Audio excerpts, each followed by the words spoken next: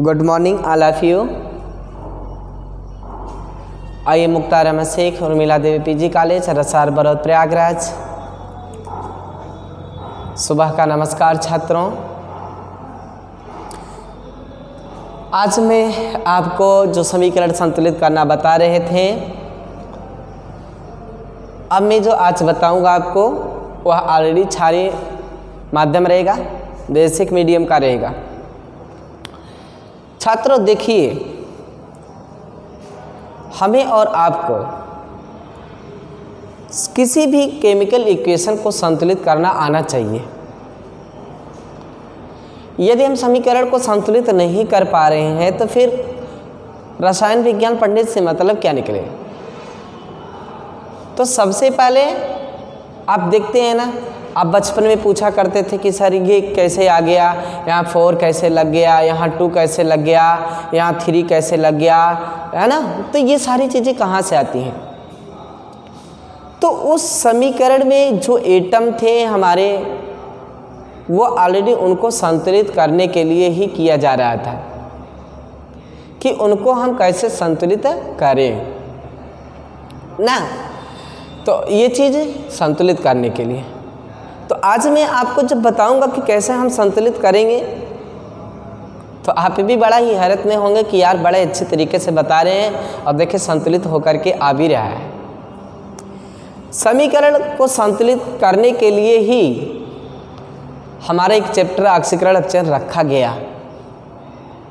और समीकरण संतुलित तो बहाना है, लेकिन इसके द्वारा सेल कैसे बनते हैं, पोटेंशियल कैसे जनरेट होता है, स्टैंडर्ड हाइड्रोजन इलेक्ट्रोड पोटेंशियल क्या होते हैं, इलेक्ट्रोड पोटेंशियल क्या होते हैं, ये सारी चीज़ें हम ऑक्सीडेशन रिडक्शन के ही माध्यम से पढ़ते हैं। वही हमको सिखाता है। बैटरी कैसे बनती है कि नहीं, ड्राई बैटरी कैसे बनती है, सेकेंडरी सेल कैसे बनते हैं, ये सारी चीज़ें कैसे होती हैं, यह सारी चीज़ें जो एक्सप्लेन करता है वह कौन करता है, वह हमारा यही ऑक्सीडेशन रिडक्शन ही करता है। अब देखिए, आपको एक बात और भी बता दें, इलेक्ट्रोकेमिकल सीरीज भी इसी में ही आता है। यह भी बताता है कि कोई भी अभिक्रिया संभव है कि असंभव है। और बहुत सारे वैज्ञानिक आते हैं, फ्रॉस्ट डायग्राम, लेटरमैन डायग्राम, आपके सिलेबस के अनुसार। फिलहाल जो भी हो, हम आते हैं अपने टॉपिक पर। मेरा टॉपिक है कि किसी भी समीकरण को बैलेंस कैसे करें यदि वह क्षारीय माध्यम में हो। बेसिक मीडियम में हम कैसे इक्वेशन को बैलेंस करें, ये बात होती है। तो बेसिक मीडियम में इक्वेशन को बैलेंस करने के लिए हमें वही पुरानी प्रोसेस ही अपनानी होगी, पुरानी ही प्रक्रिया के तहत करना होगा। सारे सिस्टम ही पुराने होंगे, बट एक जगह हमको केवल परिवर्तन करना होगा। वो भी कहाँ, जब हम वाटर मॉलिक्यूल के हाइड्रोजन को संतुलित करेंगे तो वहाँ पर हम H+ आयन नहीं लगाएंगे। ये चीज़ करना होगा। ठीक है, चलते हैं अपने टॉपिक पर। पहले तो हम यह देख लेंगे कि यह आयन में है कि नहीं है ना भाई। तो आप देखिए इन्हें, आयन में है कि नहीं है। ये IO4 1- थोड़ा सा इधर कर देते हैं, IO4 1- आयन में है ना, आयन में है। Cl- आयन में है, आयन में है। OH- आयन में है, आयन में है। IO3 1- आयन में है। तो आपने देखा कि यह सभी कैसे हैं, यह सभी लोग आयन में मौजूद हैं, है कि नहीं। यह सभी लोग आयन में मौजूद हैं। ठीक है, तो एटम भी चेक कर लिया जाए। क्यों भाई, एटम भी चेक कर लिया जाए कि वह संतुलित हैं कि नहीं हैं। तो जब आप एटम को चेक करिए तो कितने Cl हैं, ये मॉलिक्यूल है Cl2 है, बट Cl के 2 एटम यहाँ पे हैं और यहाँ कितने Cl हैं, एक Cl है। क्या संतुलित हुआ? बोलिए, क्या यह संतुलित है बाबू? नहीं ना, नहीं। ओके, तो ये संतुलित नहीं है क्योंकि यहाँ 2 Cl है ना और यहाँ एक ही Cl है। अच्छा, अगली चीज़ देखिए, यहाँ पे I है और यहाँ भी I है, तो I का मतलब आयोडीन, तो यह तो क्या है? संतुलित है। H कितने हैं? यहाँ एक H है और यहाँ कितने H हैं? 2 H हैं। तो क्या H संतुलित था? क्या H संतुलित है? नहीं है ना। तो फिर यानी हमारा Cl भी संतुलित नहीं है, H भी संतुलित नहीं है ना। इधर 4 और 1 5 ऑक्सीजन है और इधर 3 और 1 4 ही ऑक्सीजन है, तो यह समीकरण संतुलित नहीं है। बोलिए, सही है ना? ओके, तो फिर जब संतुलित नहीं है तो हम क्या करें? तो उसको हम संतुलित करें। जब समीकरण संतुलित नहीं है तो हम उसे क्या करें? उसे हम संतुलित करें। ठीक है, चलते हैं, संतुलित करते हैं। समीकरण को कैसे संतुलित करेंगे, उसके सारे प्रोसेस को ना। ठीक ठीक ठीक।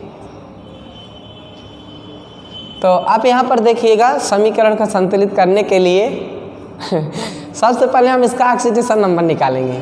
क्या निकालेंगे? Oxidation number. तो आप देख रहे हैं कि जो Cl2 है वह एटम है, परमाणु है कि अणु है? अणु है। और आपको यह बताया गया था कि कोई भी अणु अगर होता है तो उसका जो ऑक्सीकरण होता है वह 0 हो जाता है। कोई भी मॉलिक्यूल होता है उसका ऑक्सीकरण क्या हो जाता है? 0 हो जाता है। तो यहाँ पर इसका ऑक्सीकरण क्या हो गया? 0 हो गया। और जस्ट तीर के बाद देखिए, तीर के बाद जो यहाँ पे दिया हुआ है आयन, तीर के बाद जो आयन दिया हुआ है वह क्या दिया हुआ है? -1 दिया हुआ है। तीर के बाद जो आयन दिया है -1 दिया हुआ है।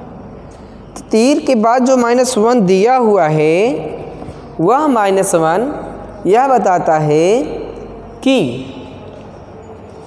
कोई भी परमाणु के ऊपर जितना चार्ज होगा वह चार्ज उसका ऑक्सीकरण संख्या होगी। क्यों भाई? सही कह रहे हैं ना? आपने पढ़ा ना पिछली कक्षा में कि किसी भी परमाणु के ऊपर जो भी चार्ज होगा उसकी ऑक्सीकरण संख्या क्या होगी? वही होगी। तो Cl के ऊपर कितना चार्ज है? -1। बोलिए, Cl के ऊपर कितने चार्ज हैं भाई? -1 हैं। तो ओवरऑल जब Cl के ऊपर 1 माइनस चार्ज है तो इसका ऑक्सीकरण संख्या क्या हो जाएगा? -1 हो जाएगा। क्या हो जाएगा? -1 हो जाएगा। तो आप बताइए कि जब हम 0 से -1 की तरफ जा रहे हैं तो क्या उसका ऑक्सीडेशन नंबर बढ़ रहा है कि घट रहा है? अब क्या बताएंगे कि जब हम 0 से -1 की तरफ जा रहे हैं तो उसका ऑक्सीकरण नंबर बढ़ रहा है कि घट रहा है। तब आप क्या बोलेंगे कि उसका ऑक्सीकरण नंबर ऑलरेडी 0 से -1 हो रहा था तो घट रहा था। क्या हो रहा था? घट रहा था। नहीं, फिर से सुन लीजिएगा। जब किसी भी ऑक्सीडेशन नंबर क्या हो रहा था?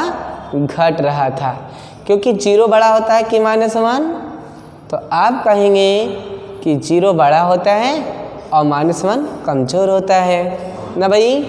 तो इसलिए जब यह 0 से -1 की तरफ जा रहा है तो इंक्रीज हो रहा है, यानी इसका ऑक्सीडेशन हो रहा है ना भाई। क्या हो रहा है इसका? यानी उसका ऑक्सीडेशन हो रहा है ना। अब IO3 1- से हम कहाँ जाएंगे? IO4 1- की तरफ। IO3 1- से हम IO4 1- की तरफ जाएंगे। तो आप यहाँ पे क्या पाएंगे कि जो हमारा iO3 1 माइनस है ना, क्या है iO3 1 माइनस है ऑलरेडी, जिसका ऑक्सीकरण निकालना होगा उसे हमें क्या मान लिया जाएगा x ना बाबू। तो ठीक है, ओवरऑल कितने चार्ज थे इसके पास -1 ना, ओवरऑल कितने चार्ज है इसके पास -1, और जिसका ऑक्सीकरण हम निकालेंगे उसे हम क्या मानेंगे x। तो ऑलरेडी ये क्या हो गया x हो गया +3 और ये क्या हो गया -2, ओवरऑल क्या हो गया -1। तो x प्लस माइनस से क्या हुआ -3 दूनी 6 और क्या हो गया -1, x बराबर क्या हो गया -1 + 6, तो x बराबर क्या हो गया +5, x बराबर क्या हो गया +5। तो यहाँ पर इसका ऑक्सीकरण क्या हो गया +5, ठीक है। अब हम यहाँ पे iO4 1 माइनस में I का ऑक्सीकरण नंबर निकालेंगे ना, तो उसी तरीके से यहाँ भी निकालिए आप।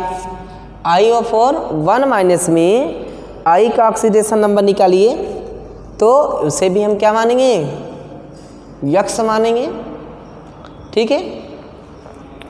तो यहाँ पर देखिए हमने क्या किया बेटा, iO4 1 माइनस कर दिया ना, और ओवरऑल क्या कर दिया -1 कर दिया।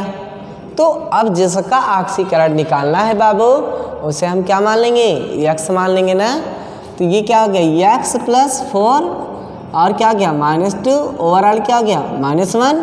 तो x हो गया प्लस माइनस से माइनस, 4 दूनी 8 बराबर क्या हो गया -1।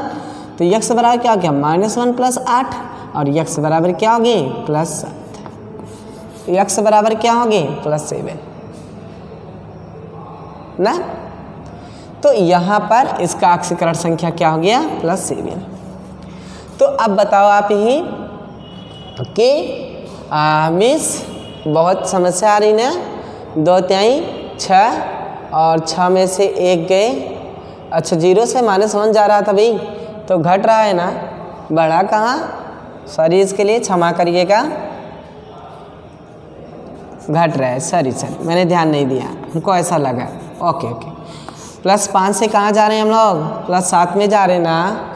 तो +5 से +7 में जब हम जा रहे हैं तो कितना बढ़ रहा है +2 ना, बोलो भाई बोलिए कितना बढ़ रहा है +2 ना। तो यहाँ पे हमने क्या कर दिया +2। तो अब ये क्या हो गया भाई ऑक्सीडेशन। बढ़ना को क्या कहते हैं भाई, बढ़ने वाली प्रोसेस को क्या कहते हैं ऑक्सीडेशन।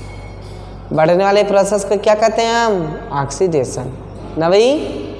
अब उसके बाद क्या आएगा रिडक्शन, रिडक्शन भी हो गया ऑक्सीडेशन। यानी हम लोग यह जान गए कि ऑक्सीडेशन क्या होता है और रिडक्शन क्या होता है, ठीक है। ऑक्सीडेशन प्रोसेस क्या होते हैं और रिडक्शन प्रोसेस क्या होते हैं। अब हम पूरा अपनी पुरानी प्रक्रिया के अनुसार समीकरण को क्या करेंगे संतुलित करेंगे। तो उस समीकरण को संतुलित करने के लिए सबसे पहले हम क्या लेंगे बोलिए OHR।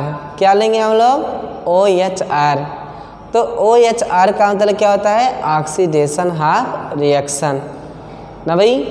क्या लेंगे हम OHR यानी ऑक्सीडेशन हाफ रिएक्शन लेंगे, ठीक है। तो आप यहाँ पर देखिएगा, अब हम OHR लेते हैं यानी ऑक्सीडेशन हाफ रिएक्शन लेते हैं।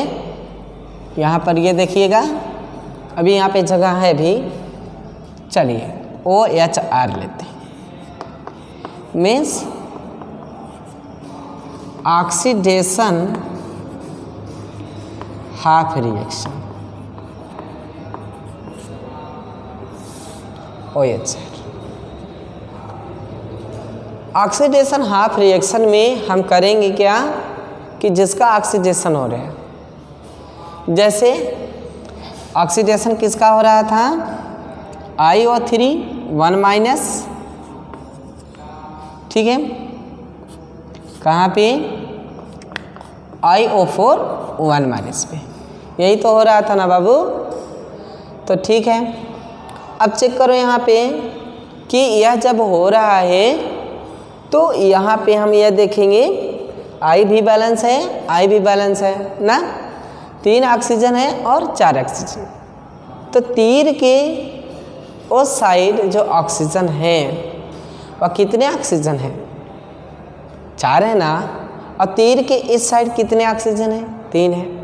तो यहाँ पे हमको अपने ऑक्सीजन को भी संतुलित करना होगा। बोलिए सही बात है ना। तो ऑक्सीजन को संतुलित करने के लिए हम क्या करेंगे? ऑक्सीजन को संतुलित करने के लिए हम लोग जल जोड़ते हैं। क्या जोड़ते हैं? जल, यानी वाटर मॉलिक्यूल। क्यों भाई, पूरा पढ़े ना पुराना वाला? ठीक है, तो वाटर मॉलिक्यूल जोड़ेंगे। तो वाटर मॉलिक्यूल जब हम जोड़ेंगे तो अगर हम यहाँ पर एक वाटर मॉलिक्यूल जोड़ देते हैं तो 3 और 1 4, तो हमारा ऑक्सीजन भी क्या हो गया? बैलेंस हो गया। देखिए सही कह रहे ना। तो ऑक्सीजन भी क्या हो गया? बैलेंस हो गया। अब इसके बाद हम आई भी बैलेंस पा गए, ऑक्सीजन भी। बट अब इस जो जल का अणु है जिसमें हाइड्रोजन है, क्या है? जिसमें हाइड्रोजन है, अब उस जल के अणु के हाइड्रोजन को जोड़ने की कोशिश करेंगे। तो इसके हाइड्रोजन को जब हम जोड़ेंगे बेटा तो कितने एच हैं यहाँ पे? 2 एच है ना। और इस हाइड्रोजन के अणु को जोड़ने के लिए हम क्या लगाएंगे? हमको यह देखना होगा कि हमारा जो मीडियम है वह एसिडिक मीडियम है कि बेसिक मीडियम है, यह देखना होगा। तो हमने आपको पहले ही बताया कि भाई एसिडिक मीडियम वाला हम लोग बहुत पढ़ लिए हैं, बट अब हम क्या पढ़ेंगे? मीन्स बेसिक मीडियम वाला। क्या पढ़ेंगे हम लोग? बेसिक मीडियम वाला ना। एसिडिक मीडियम हमने बहुत पढ़ लिया। तो ठीक है, तो इसका मतलब ये हुआ कि यहाँ पर जो जल का अणु मिल रहा है, जिसमें एच मिल रहे हैं, वह एच जो होगा उसको संतुलित करने के लिए हमने देखा कि मेरा जो रिएक्शन है वह बेसिक मीडियम में हो रहा है, इसलिए हम OH माइनस को जोड़ेंगे। किसको जोड़ेंगे? OH माइनस को जोड़ेंगे। तो ठीक है, तो इस साइड हम वाटर के just opposite side OH minus को जोड़ देंगे। अब देखिए, अब एक नया प्रॉब्लम आ गया कि अभी मेरे पास 2 H थे ना। अच्छा चलो 2 H कर देते हैं, तो 4 और 2 कितने होंगे? 6, और 3 और 1 क्या होंगे? 4। बड़ी प्रॉब्लम आ गई। अब कैसे संतुलित किया जाए ना भाई? कैसे संतुलित किया जाए? अब यहाँ पर देखिए, हमेशा ध्यान दीजिएगा कि बेसिक मीडियम में जो वाटर मॉलिक्यूल्स रहेंगे, जो वाटर के मॉलिक्यूल्स ऐड किए जाएंगे, पॉइंट वाली बात बता रहे हैं आपको। जो वाटर के मॉलिक्यूल्स जोड़े जाएंगे वह ऑलरेडी उस तरफ जोड़े जाएंगे जिधर ऑक्सीजन ज़्यादा होगा। ये तरीका होगा ना। वाटर के जो मॉलिक्यूल्स जोड़े जाएंगे वह उस तरफ जोड़े जाएंगे जिधर क्या होगा? ऑक्सीजन ज़्यादा होगा। ये चीज़ ना भूलिएगा। ऑक्सीजन जिधर ज़्यादा होगा उधर जोड़ेंगे हम। तो ऑक्सीजन इधर ज़्यादा था ना, तो इसका मतलब हमने इधर जोड़ दिया। और जब हमने इधर जोड़ दिया तो ये क्या हो गया? गलत। ये क्या हो गया? गलत। तो हमको किधर जोड़ना है भाई? हमें उधर जोड़ना है जिधर ऑलरेडी ऑक्सीजन ज़्यादा होगा। वाटर मॉलिक्यूल किधर जोड़ना है? वाटर मॉलिक्यूल हमें उधर जोड़ना है जिधर ऑक्सीजन क्या होगा? ज़्यादा होगा। तो इस तरह से हम ऑक्सीजन को जोड़ने की कोशिश करते हैं। ठीक है, इधर जोड़ दिए। देखिए, अब जैसे ही मैंने ऑक्सीजन जल के अणु को जोड़ा इधर, तो 4 और 1 5 हो गया। और यहाँ पर इस वाटर मॉलिक्यूल के हाइड्रोजन को जोड़ने के लिए हम क्या करेंगे?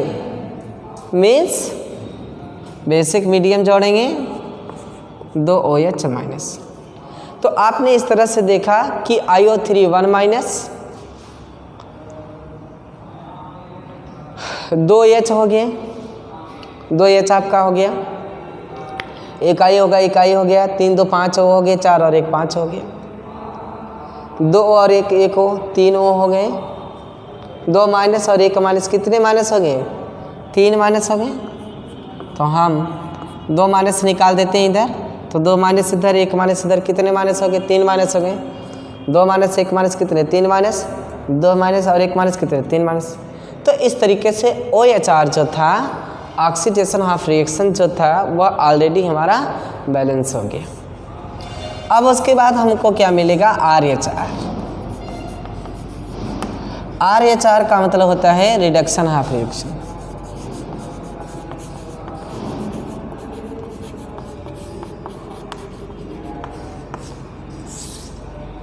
क्या बनाता है? RHR मतलब रिडक्शन हाफ रिएक्शन। देखिए ऑक्सीडेशन हाफ रिएक्शन इसलिए मैंने कहा कि क्योंकि यहाँ पे ऑलरेडी क्या हो चुका है, इलेक्ट्रॉन रिमूव हो रहा है। रिडक्शन ऑफ रिएक्शन की बात करते हैं, RHR की रिडक्शन ऑफ रिएक्शन की, तो रिडक्शन किसका हो रहा था? Cl2 का Cl से। Cl2 जो जा रहा है वो Cl माइनस में जा रहा है, तो यहाँ पे आप 2 कर दीजिए और इधर 2 माइनस जनरेट हो गया, तो 2 इलेक्ट्रॉन यहाँ पे हो गए। तो यह क्या हो गया? Equation second.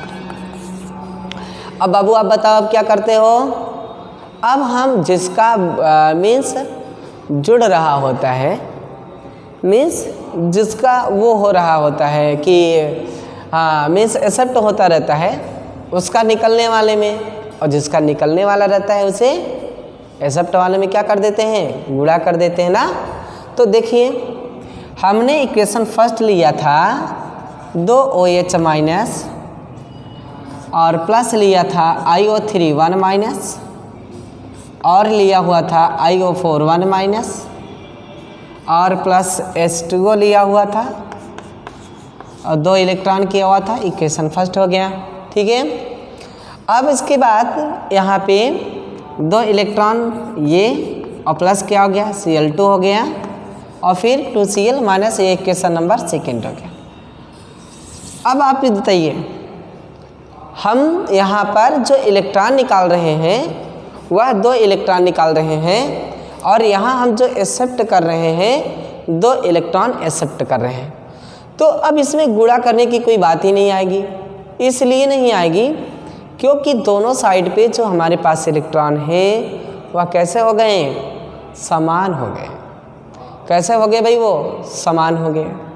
जब दोनों साइड पे हमारे इलेक्ट्रॉन समान होंगे तो उसे हम क्या कर दिए? कैंसिल।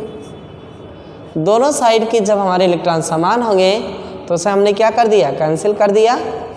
तो ठीक है, अब हम राइट कर लेते हैं 2OH माइनस को राइट कर लिया मैंने, प्लस IO3 1 माइनस को, प्लस Cl2 को, फिर आगे क्या किया मैंने? IO4 1 माइनस और प्लस क्या किया? H2O और प्लस क्या किया? 2Cl minus. ये कर लिया। अब देखिए आपको हम दिखा देते भी हैं कि किस तरह से हमने बेसिक मीडियम में समीकरण को संतुलित किया है ना।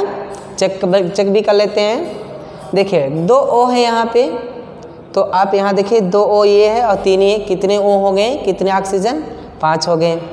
तो 4 ऑक्सीजन यहाँ भी है और 1 ऑक्सीजन इधर भी है, तो कितने होंगे बाबू? 5। ओके। आई को देखिए, एक आई इधर है, एक आई इधर भी है, 2 Cl इधर है, 2 Cl इधर भी है। तो हमारे एटम भी पूरी तरह से क्या हो गए? पूरे हो गए। अब हम आयन भी चेक कर लेते हैं। 2 माइनस इधर है, 1 माइनस इधर, तो कितने माइनस हो गए? 3 माइनस हो गए ना। और 2 माइनस इधर है और 1 माइनस इधर है, तो कितने माइनस हो गए? 3 माइनस। तो आपने देखा कि यह समीकरण एक संतुलित समीकरण होगा। क्यों भाई? यह समीकरण कैसा समीकरण होगा?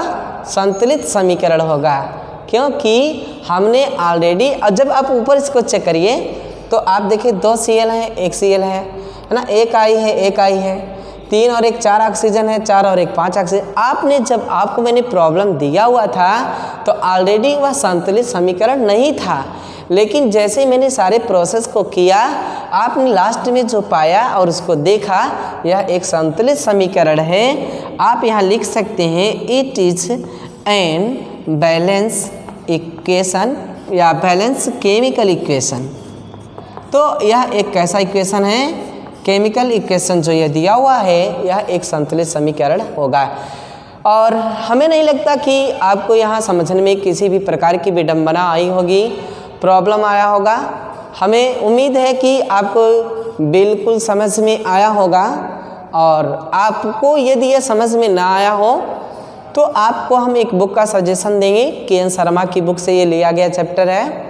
आप उस बुक को जा कर के देखेंगे तो आपको हिंदी मीडियम में बड़ा ही डिटेल जानकारी आपको वहाँ पे वो देता है।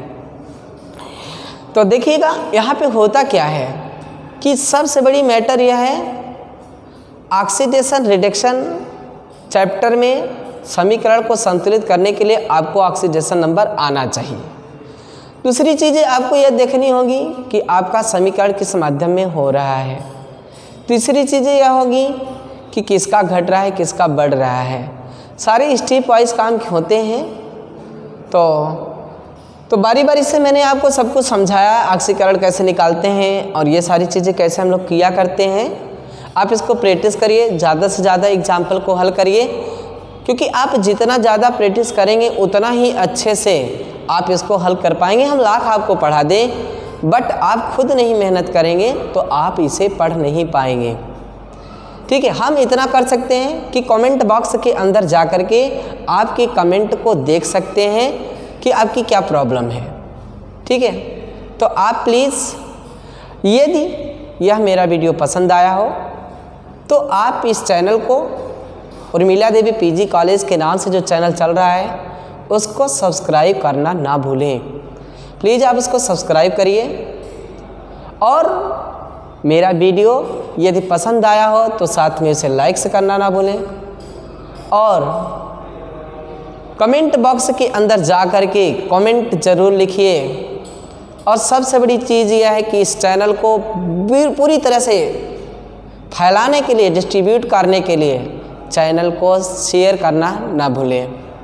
ठीक है, हमें उम्मीद है कि आपको यह वीडियो पसंद आया होगा और आपको यह वीडियो देखने के लिए बहुत बहुत धन्यवाद। मिलते हैं अगली वीडियो में। Okay, thanks. जय हिंद, जय भारत।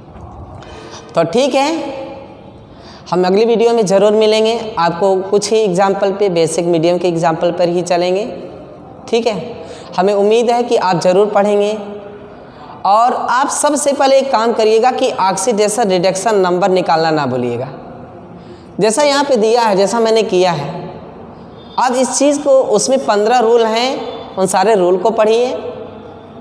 और एक चीज़ और भी है कि जिसका ऑक्सीकरण संख्या निकालना होता है उसे हम यक्ष मान लेते हैं। गणित में हमेशा माना जाता है। केमिस्ट्री इसीलिए हार्ड पड़ जाता है क्योंकि इसमें गणित यानी मैथ और प्लस बायोलॉजी दोनों आ जाते हैं, कॉमन हो जाता है। इसलिए हम आपसे यही कहेंगे कि आप ऑक्सीकरण संख्या निकालना ना भूलें। और ऑक्सीकरण जिस दिन आप निकाल लेंगे आपको बड़ा ही सरल लगेगा, बड़ा ही इजी लगेगा, बड़े ही अच्छे ढंग से आप इसको सलूशन कर पाएंगे।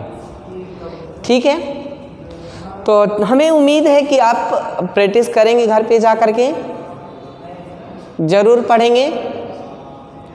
और तो ठीक है, यदि मेरा वीडियो अच्छा लगे तो हमारे चैनल को सब्सक्राइब ना भूलिएगा। चैनल को ज़रूर सब्सक्राइब करिएगा छात्रों, और साथ ही साथ लाइक्स भी करिए, अपने दोस्तों में शेयर करिए। बस इतना ही, मिलेंगे अगली वीडियो में। Okay, thanks. जय हिंद, जय भारत।